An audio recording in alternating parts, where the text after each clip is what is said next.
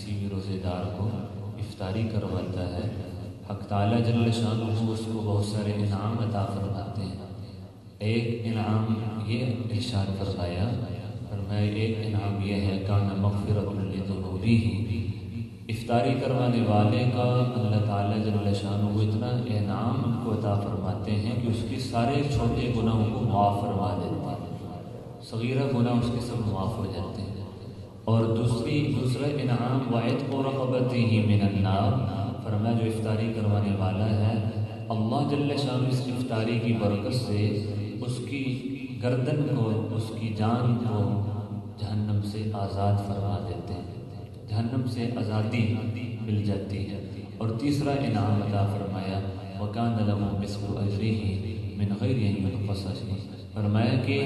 اللہ تعالیٰ جل شانہ اس کو جتنا روزے دار کو ثواب عطا فرماتے ہیں اتنا